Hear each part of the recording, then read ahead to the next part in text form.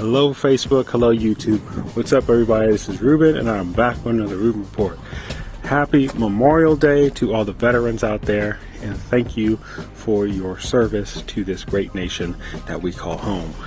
Without your sacrifice and your service, we wouldn't be able to enjoy the freedoms that we do on a day-to-day basis. So thank you all. Special thanks to you all out there, veterans and former military members, or even active military members. Today, we are going to be doing our 500-mile valve adjustment and service. The engine has been finally properly broken in, and after this, I can finally start, hopefully, riding my bike again for my commute to work. And as I said in my previous video, I wanted to make this video a proper guide. All my last different times that I've done the valve adjustment or filmed the valve adjustment, it's not that I was doing things wrong. It's just there are certain steps, again, that I have learned over time, and certain things that I've learned over time. Also, in conjunction with me having the opportunity to visit the CSC headquarters and to work alongside of the best mechanic on U.S. soil when it comes to these bikes, Carlos. I call him Sifu because he truly is the master of these RX3s. Sifu has relayed to me quite a bit of knowledge, and that is some knowledge that I would like to share with you guys. So that's why with this video I have confidence that this time around, what it is that I display in this video, you can do it, and you can be confident that you're going to be doing the right kind of maintenance and doing things the right way. Alright, so to get things started, as far as disassembling the bike, we're going to go through all of that. I do have the seats already removed because of my maintenance, 2,500 mile maintenance that I did yesterday with the air filter being removed. But to remove the rear seat, it's the keyhole here, and then the seat in itself has two bolts that are right there. It's going to look something like this. It's going to have two 8mm bolts. You undo that, and then the seat just comes right off. Alright? Alright, before we go any further, just for reference, I want to make sure that I show the mileage in this video. So that is the actual mileage on the bike, but the tripometer, I set the trip when I just got the bike home from traveling to CSC and having the new engine installed. I reset the trip and started to ride 500 miles so that way I can do the engine break-in once again. So 500 miles is where the bike is at, the new engine is at, but the actual mileage of the bike is 2,776.2. Okay, and for the whole maintenance that we're going to be doing today, these are pretty much all the tools that you're going to need. You're going to need a ratchet with a long extension. All right, I'll get this extension as well. Try to make it as long as possible. That's going to be very helpful to you, and you'll see that later on in this video. You're going to need an 8mm socket, a 13mm socket, this 10, I think size 10 Allen key. This is to spin the engine over, the crankcase. All right, you're going to need a spark plug socket. Optional item is going to be, which I really encourage that you get something like this, or I'm also going to put a picture up of some of the tools that Sifu recommended that you get, which probably even be better right here. So if you watch my previous video of the engine teardown video, you would have seen these tools already. These are the tools that Sifu recommends that all CSC motorcycle owners have, and with these tools, it has a wrench end and a socket end, and it's very, very low profile. So instead of using the low profile socket ratchet that I have, you can use this tool that's even lower profile, which is going to be a lot more beneficial. And you'll get to see later on in the video why that's so beneficial. Okay, so yeah, those tool that Sifu recommends, or something like this, would be great, and you'll see why later. This screwdriver with a Phillips end, okay, and that's pretty much it. This is going to cover everything that you need to do to take off the panels and to get access to the valves. So one other thing that I didn't mention, I have a 10mm socket here, mainly because on my bike I replaced the valve cover bolts. But if you didn't replace the valve cover bolts, yours is going to be an 8mm. Alright, so let's get started. So to get started here, I'm going to get the 13mm ratchet here, and I'm going to take off this bolt here for the gas tank. And once we unbolt this, we're also going to start unbolting the fairings that are attached to the gas tank, so we can pull the gas tank out. Once that bolt is out, we're going to get our 5mm Allen key, and we're going to remove these side panel bolts here, and here, here, and down here. Okay, so that way we can get the gas tank out. When removing these bolts, be careful to not lose the little plastic washer that's underneath. It's very important. These little plastic washers help keep your fenders from being scratched out, so don't forget those. All right, now that we have the bolts free, you can slowly try to lift the gas tank and kind of pry it out. I'm not gonna do that right now. You just gotta lift it and kind of move it back, and moving the fenders out of the way. And once it's up, there's going to be some connections down here. So most importantly, you're going to want to remove this hose here. This hose here, you can just keep it. That's just an overflow hose, so that's not something you have to worry about. But this hose here, you're going to want to undo this electrical connection down here. Okay, you're going to want to undo this electrical connection right here. Right? And once that's done, once those electrical connections are removed, very important, this step here. Now, if you were to remove the gas tank as it is right now, my gas tank is actually pretty full. So if you were to remove the gas tank as it is right now, you're most likely going to spill gas everywhere. I have a very easy solution for that. Sifu taught me a very, very important little tip when it comes to dealing with this. I'm going to show you in just a moment. If you watched my engine teardown video, you would know exactly what this is. This right here. Let me zoom on it. Okay? This little piece right here, you can buy these little caps at AutoZone. Okay?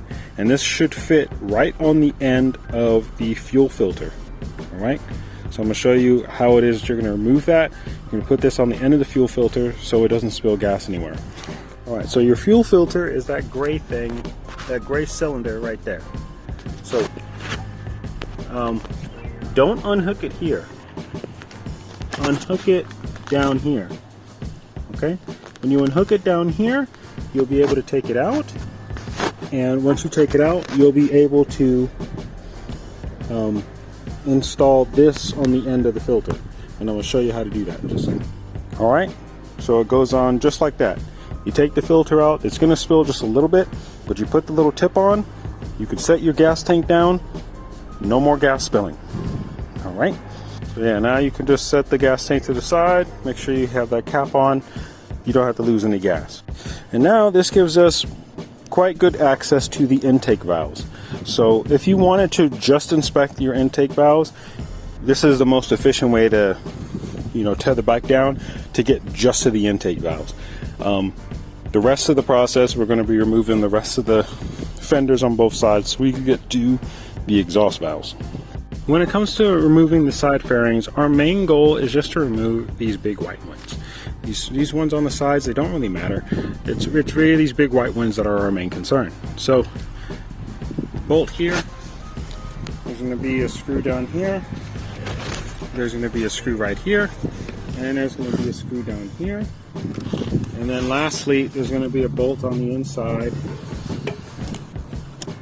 right here. If you guys can see that right there. Okay, those are all the bolts and screws. Oh, also on the inside here, there's one more bolt behind this panel. I'm going to show it to you right now. Yeah, so once you have this panel here connected, it's the same thing on the other side. There's going to be this one bolt here that you're going to take out. So that one bolt, along with all the other bolts that I showed you, will be able to take the side panel off, the big white one. Here on the right side of the bike, you have all the same bolts in all the same places. So this one here, all the same screws here and underneath, and then the one that's on the inside, all the same. Remove them, and you could take this part off of the bike. The main thing that's different, however, when it comes to the right side of the bike, you have the coolant reservoir here. Now, I previously stated that you can, unhook this, or not unhook this, but you can unscrew this from the side panel here. But one thing that Sifu taught me was that instead of doing that, you could also just undo it all together from the cooling system. Granted, you'll lose a little bit of coolant, but that way you don't have to unhook it or unscrew it from the side panel. You guys do what it is that you want to do. I don't want to lose any coolant, so I'm just going to unscrew it. Alright, once you have the side panels completely off, I like to put the coolant reservoir kind of tucked in underneath the wires here on the handlebar, just so it kind of stays out of the way. And now we're going to use our extension, long extension 8mm socket, and we're going to undo the bolts here on the radiator. One here, and then one on top there. And we're not going to remove the radiator, we just want to kind of swing it out of the way. So that's why we're undoing those two bolts. Alright, once you've gotten those two bolts loose, there's going to be this one more bolt hidden here, back here, that you're going to want to undo as well. This is going to be very helpful for later on when we use our optional tool. Now, if you have the tool that Sifu told you to get, you might not have to undo that. You might have enough clearance to get in here and get to the valve cover bolt. But if you don't, undoing this and the next bolt on the other side is going to allow us to move this metal piece here out of the way to get a little bit more clearance. And we'll see how that's done later. Okay, on the right side here, it's pretty much the same thing. Now, previously in my previous videos, I told you guys all the time that you're going to have to undo this hose here. You actually don't. All you got to do is just kind of force your way underneath, and you'll be able to get to the bolt there. All right, that's something that Sifu taught me. So you don't have to undo any hoses, just kind of angle it and coming from underneath, push things up, and you'll be able to get onto that bolt and get it loose. Okay, once you have both of the bolts unbolted on this side for the radiator that there's another one bolt underneath. Okay, back there. That's another one that you're going to undo that's related to the piece that I was talking about earlier, where you will use the optional tool to get a little bit more clearance. So we're going to undo that, and then we will be able to access the exhaust valves. Alright you guys, I had to take a little break. I actually found out I couldn't find my feeler gauge, so I had to stop by the store to go pick up a new feeler gauge. But I got one, and so now we're going to go ahead and undo the valve cover bolts and then get towards the valves. Alright, to get these front valve cover bolts off from the exhaust side, you want to use the long extension once again. Go through the forks to kind of get straight onto that bolt back there. As so. Okay. Now for the other side, this is where your low profile ratchet or the Sifu's tool comes in handy. You're going to put on, for you, if you have the standard bolts 8mm, I have 10mm because I have changed mine. You're going to move this plate back, which you can see here. Because we've undone those bolts, you can move this now, and that's going to give us more clearance to get to that bolt there. So with that moved back, we can get in here with our low profile ratchet, okay, and get right onto that bolt in there. For the intake side, it's very simple. You just take your very long extension and just get down in there, undo the two bolts. Alright, easy, and then just pull it on out as such. Okay, both of these valve covers, they're not interchangeable, and you'll see the difference. One has the bolt on the right side going up and the bolt on the left side down. There's the other ones, you know, the reverse. And once you've done this enough times, you won't get them mixed up, but they won't go on either way if you had it, vice versa. Alright, lastly, we cannot forget about our spark plug. And again, using the long extension, it's the easiest way to get down in there with the spark plug socket, and you just twist it on out. It should come out pretty easy. Okay, now that we have the valve covers off, it's now time to open up the crankcase and turn the engine over to top dead center. And I'm going to show you guys how you do that. We use our 10mm Allen key, and we go ahead and stick it in here to the crankcase so we can take off the crankcase cover.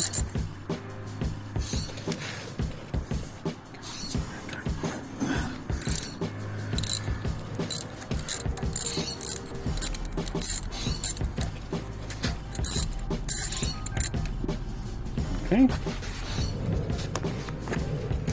Now, once that's off, you're also going to want to get your 6mm Allen key so we can undo the cover that's covering up the peep hole, which is this guy right here. Alright, I don't know if Sifu tightened this thing with an impact gun or what, but it's I'm like picking up the whole damn bike and trying to take this thing off, and it's not going, so I'm gonna need to get creative. Alright, I finally got it off of there. It was on there extremely tight, and it was just completely unnecessary. I had to use, a mallet and this little Allen key to try to break this thing free. So do not over tighten this thing. The only tool, if you're doing this by hand, the only tool that you have available is going to be some like little Allen key where you're not going to have that much leverage to get it off unless you have specialized tools. But if you're doing it by hand, again, there's no need to over tighten this very small little plug.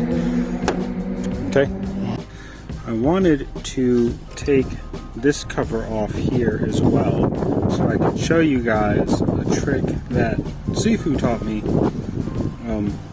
looking through this peephole to line up the markings once you're at top dead center.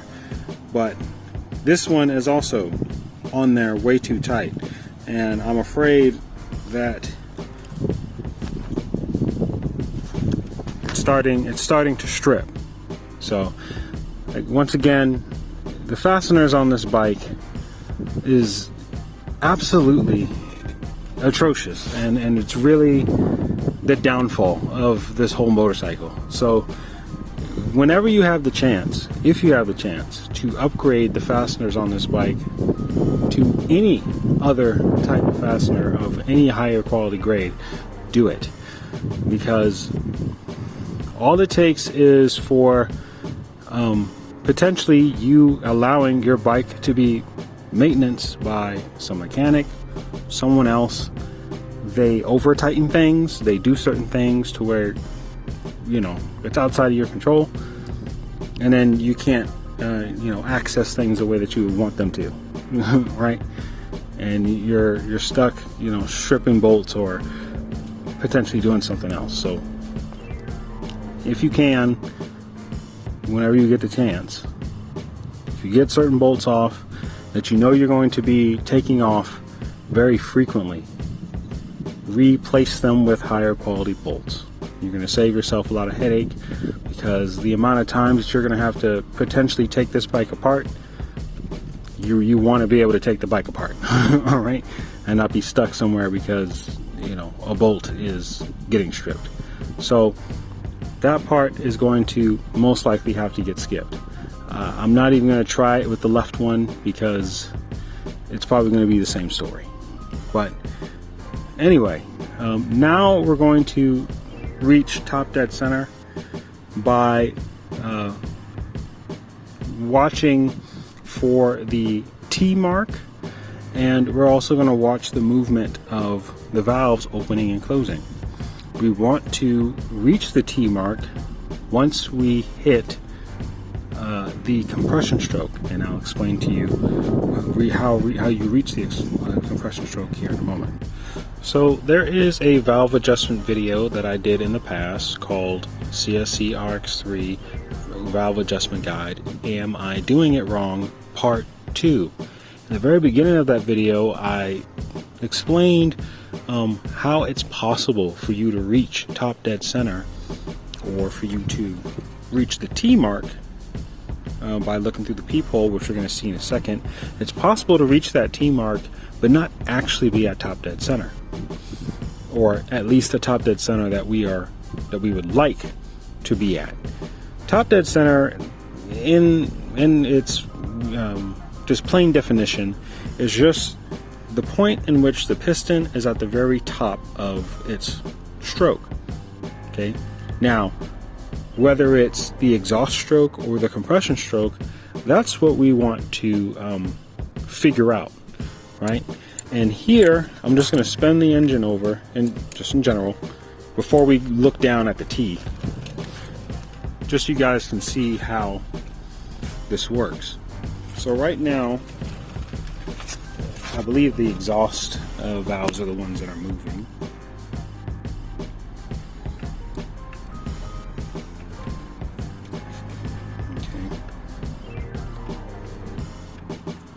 As you can see, they're compressing and they're going back up. That's the exhaust stroke. Okay, now it's possible to find the T on the exhaust stroke, but I would have to preface this by saying this. The main thing that you want to make sure that you do when you're turning the engine over, always turn it in a counterclockwise motion.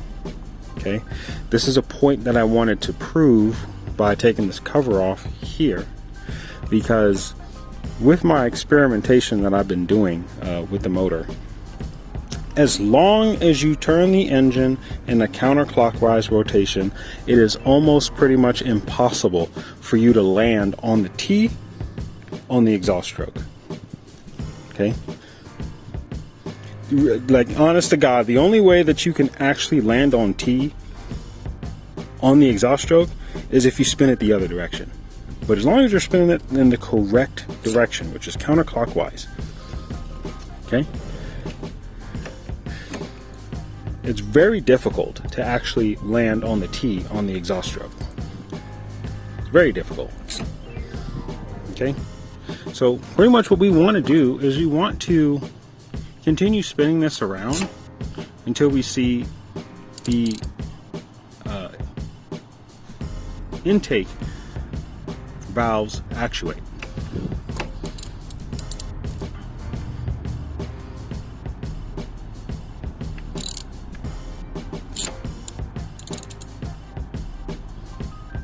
So they're going down and up.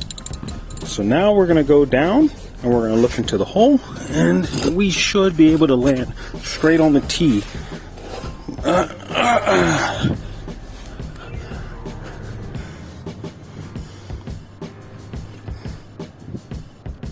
Oh, sun's right in their face. Hold on, give me the moment. Alright, sorry guys, the sun was in my face and it was really hard for you guys to see on the inside, but I've been spinning the engine over quite a few times. Again, what you really want to look out for, alright, you're going to watch the exhaust actuate, and then the intake is going to actuate really like quickly right after that. Okay, and once the intake has actuated, then you're going to be turning it counterclockwise very, very slowly, and you'll land on the T. Okay, if you're fortunate enough to be able to take this cover off, okay, there is a photo within the manual that I want to show right here. So this page here is shown on page 49 in the RX3 service manual. This is an extra step that I encourage you to do, really just to prove the point here and to do further experimentation if you wish. Shown in this picture, on the picture on the left, you see this little R mark and this L mark. Okay, R is for the right side and L is for the left side, obviously, but you want to line up those marks with the marking that is shown on the right picture where that red arrow is pointing. When those are lined up, both of those are lined up, really you could only, if you wanted to, you can only open up one side if you wanted to make sure that they're lined up, but only when you are at truly top dead center. That means on the compression stroke. When you are at top dead center at the compression stroke, that's when these L and R marks align. Okay? So if you truly wanted to see whether or not you were at the compression stroke or top dead center at the compression stroke, this is the way to check.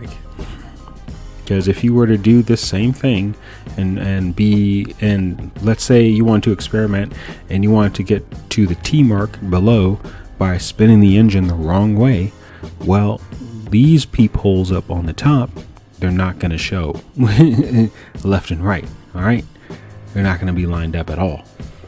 So if you want to go ahead and go through that experiment, rotating the engine in a clockwise motion only, I can guarantee every time that you land on the T, those markings left and right are also going to be lined up. Okay, that means that you're at top dead center on the compression stroke. All right.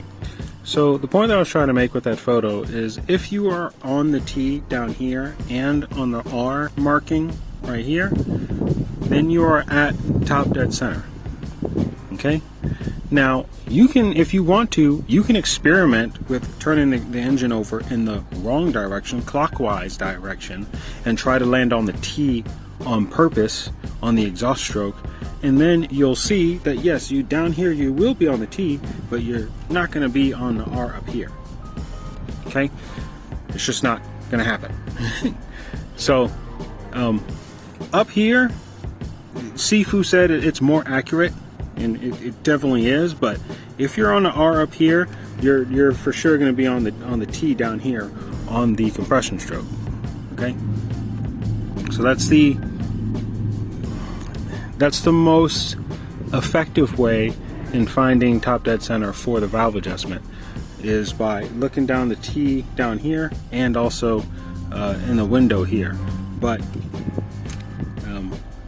you know, if you actually do it correctly, like I was saying, you spin the engine in the right direction, again, it's almost impossible to land on the T on the exhaust stroke. It's almost impossible to do. You always, whenever you find the T, it's always going to be after the compression stroke, if you're turning the engine in the proper direction. Alright, I checked my intake valves, and they seem to be pretty good. I'm able to put the size that I want, which is 0.76, into both. Okay, they fit quite well there, and they fit quite well into here as well.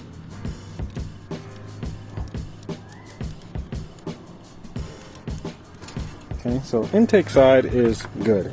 Now the exhaust side is a different story. I have to adjust the exhaust side, which is, it's pretty common to have to adjust the exhaust more than the intake. And so I'm going to go ahead and get to that. It's pretty cramped down in there. We'll get to that in a moment. Alright, there we are at the T, finally. I'm able to get a video, but sun's still in the face. But there we are, we're on the T. Okay. Alright you guys, I got my exhaust valves all adjusted up to what I wanted, which is 0.76.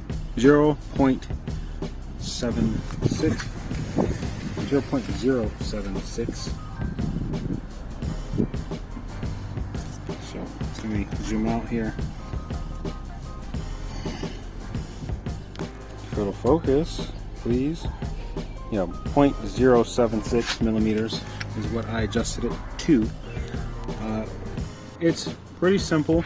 I mean, you guys can watch a lot of my other valve adjustment videos when it comes to loosening the nut. It's gonna take quite a bit of patience. Okay. You would loosen the lock nut with a wrench, and then you would tighten the actual adjustment screw that's on top there. Okay. Using a Phillips head screwdriver. Once you have it stuck in place, you know, using a Phillips head, once you have it stuck in place, you then can put your wrench over the locking nut and hold the screwdriver, or hold the screw in place with your screwdriver while you tighten it down to make sure it doesn't move. Okay, and as long as it stays in place, you go ahead and check it again with your measurements, and if all checks out, great. Now you're not done yet. What you're going to want to do is we're going to spin the engine over multiple times. We want to go to top dead center multiple times to make sure that our clearances are correct. Okay, so that's something I'm going to do right now. Alright, I've just finished spinning it over one more time. Sorry again for the sun being in the way. But I promise I'm at the T. Alright, one other trick for you to know whether or not you're truly at top dead center. Your rocker arms here should have a little bit of free play, just a little bit.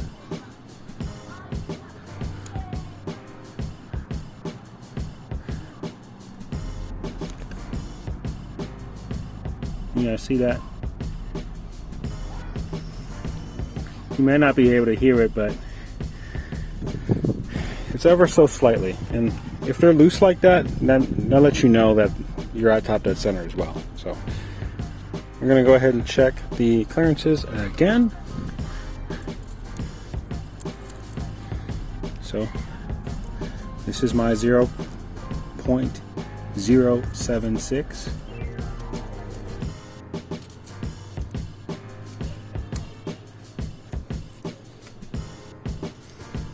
Sorry for that being in the way. It goes in and out quite freely. And for the exhaust, give me a moment here. I got to get my hands all situated. All right, so I got it in there. Okay, it fits. And for the next one, I got to angle the camera a little bit differently. Just give me a moment here. All right, so for this one,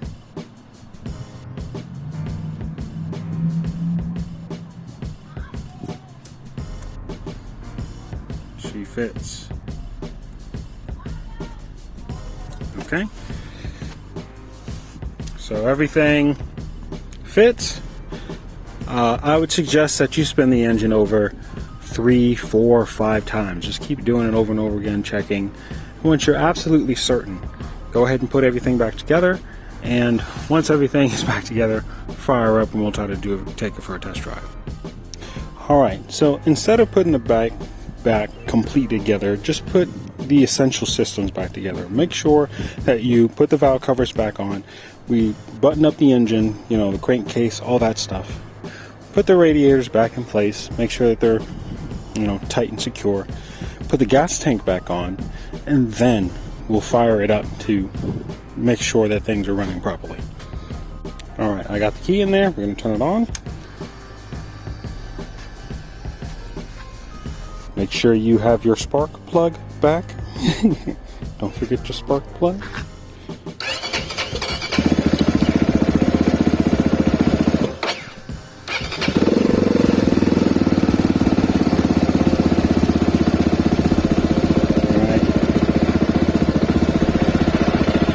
So let it warm up for a little bit, and once it settles down, you want to see where the idle is at. If the idle is around 1500, then it's doing pretty good. But it might take a little while for it to settle down. Alright, so it's been settling for a couple moments now. We're at operating temp and it's settling at 1500 now. So there you have it. When you have the proper idle speed, once it's at operating temp, you've done a good job. All right, there we have it, guys. The bike is back together again. If you want to have an in-depth video or tutorial on how to take the bike apart and put it back together again, please watch my other 2 previous valve adjustment videos. They are titled, Am I Doing It Wrong? In those videos, I, in explicit detail, even with the GoPro camera where you guys can walk along with me as I'm doing things, you can see how the bike is taken apart and put back together. There are some tips that I pointed out in this video, like how to remove the radiator, and how to take the gas tank off safely, and some other things that I pointed out that I learned while I was at CSC watching Sifu do his thing. But as far as putting the bike back together again, it's just the reverse of taking it apart. But if you need that extra help on putting things back together, please refer to those videos. They're out there. I've done this valve adjustment video so many times now. Watch them, and you'll get the help that you need. Okay. But this video is not over. I still need to do the oil change, my 500-mile oil change. So we're going to get to that here in just a moment. Okay, so when doing an oil change, the first thing you want to do is remove the skid plate, which I've done already. And excuse the coolant, I had a little bit come out from the, what do you call that? The overflow coolant hose when I was actually doing the valve adjustment job. So once you've done that, your oil drain plug is going to be right underneath here. Now, for me, I have the quick release drain plug upgrade. So all I have to do is take this cap off here. Okay, it should always be hand tight. From me, you guys who have the regular style drain plugs, you guys should actually snug yours, but mine is hand tight for that little cap. And then I get this hose here, and what this allows me to do is it allows me to use my center stand to actually do oil changes instead of having to put it on the kickstand because you know, because of it not giving me enough clearance. Okay, so usually once I have it screwed on like so, I go ahead and bend this little portion over like that, and as the more that I screw this in, the more that the oil is going to start to come out. Okay, one second here. Okay, oil is starting to come out, and I'm just going to go ahead and alright, sorry, my phone is starting to tell me I'm running out of space. I've been at this for a little bit too long, so I'm just going to wrap things up here. And yeah, sorry guys, my phone ran out of space. It couldn't save videos longer than 8 seconds anymore. So I started to take pictures, and with this first picture we have my oil filter. What I would like to do is I would like to compare this whole 500-mile oil change in comparison to my very first oil change that I had to do on my bike when I first got it. Again, my bike is not new. Although I do have a new engine, my bike in reality has over 2,700 miles on it, not 500 miles on it. But the very first time that I did the engine break-in process for my bike, I actually had to do my first oil change at 248 miles, not 500. My bike didn't make it to all the way to 500 miles, originally. And the oil that came out of the bike during that 248 mile valve adjustment was in a lot worse condition than this one. So I'm going to show you guys those pictures here in a moment, but we're just going to take a look at the rest of these pictures here. This next picture is the oil screen on the left side. The right side. The next picture here is the one that is on the left side of the bike. And the next picture here is the drain plug. Now, once for my drain plug, again, it's a quick release drain plug. It's still magnetic on the end. But once all the oil is drained out from the quick release hose, you can still use a regular socket to take the drain plug out to inspect it for any type of metal shavings.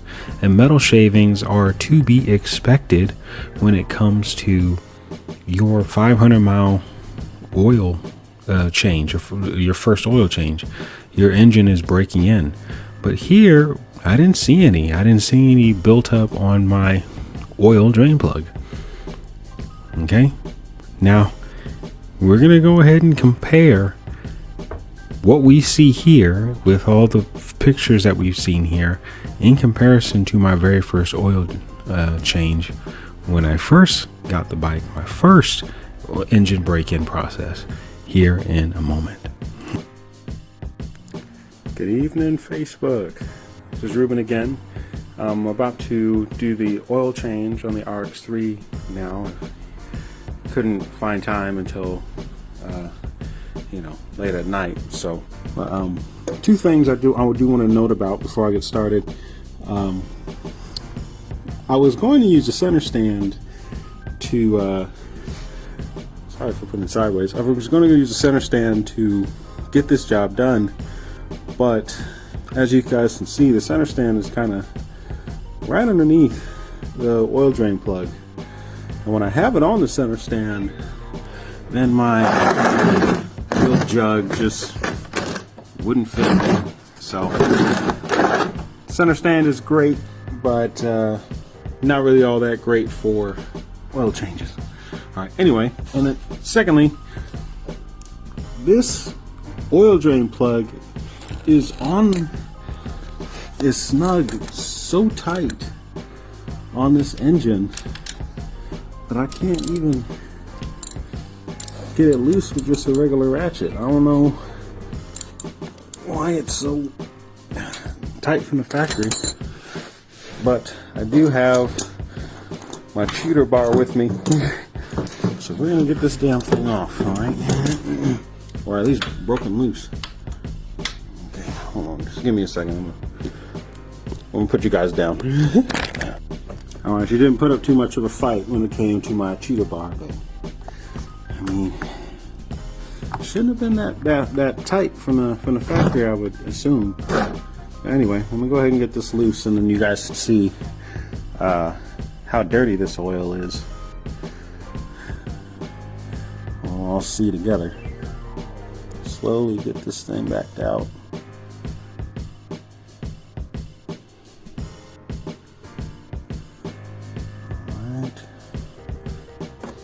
Go. Make sure I have it, and get you guys under there. And boom.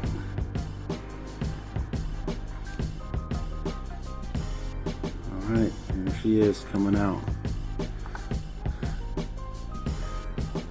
Pretty nasty stuff. Okay. Got lots of buildup. I mean, to be expected. It's breaking in. Go ahead and set this down. All right.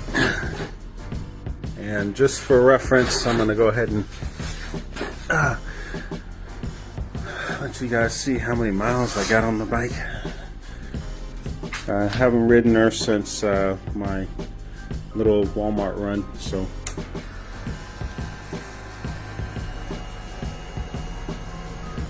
So, doing this oil change at 248 miles. All right. So I'm just gonna let that drain, and I'm gonna pull out the screens and all the other stuff that CSC has in their tutorial, and then I'll get back with you guys. So, as you guys saw in the video there, this was a video I did for my very first oil change, and I also showed in the video, I showed the mileage. That was odometer, not trip. You can see it where it says Odo, and on the odometer I only had 248 miles. Now during this very first oil change, the drain plug looked completely caked up in comparison to the drain plug that I have now. It was virtually spotless.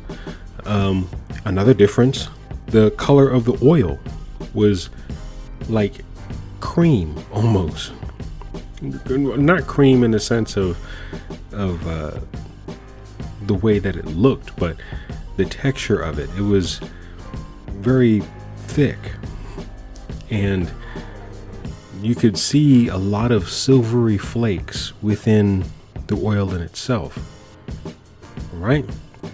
This first picture here, this was, I believe, the right side screen, you can see on this picture that's little circled area that I have there.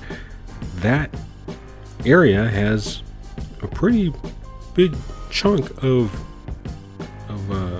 silver looking debris, like metal debris.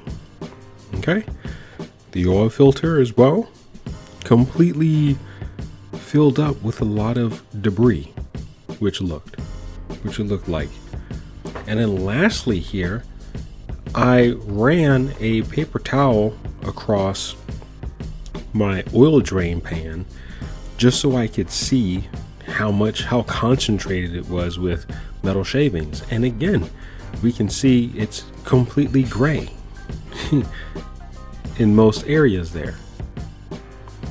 Here, this next picture, I'm going to show you, I did the exact same thing to my drain pan for the oil change that I did today. And mind you, this oil change that I'm doing today, I'm at twice the mileage.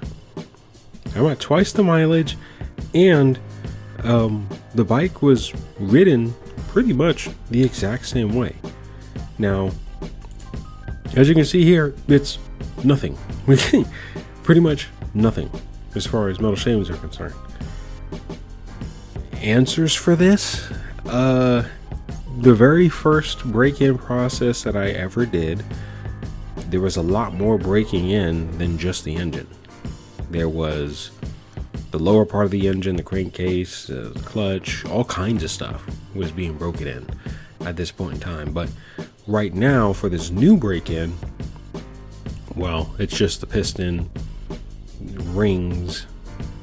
That's pretty much it that I can think of. Yeah, the very top end of where the valves are, not the rocker arms, but not really much in comparison. So possibly that's the reason why there's so much more debris in the first time that I did this versus this time around where I'm doing this. So possibly it's safe to just go ahead and use the synthetic oil from now on, but just to stick to the book, I'm going to go ahead and use the rest of my conventional oil, okay, which I have. I use conventional oil. I bought it off of Amazon. It's the same oil that I show in the other video, the same oil that I originally would have bought from Walmart, but I actually didn't find it at Walmart this time around. Went ahead and bought it off of Amazon. I put a picture of it right now. And as you guys can see here, I actually went with the lighter weight oil grade, the 20W to 50 instead of the 10W40 as last time. Last time it was more like winter months. That's why I had the 10W40, but now it's going into summer.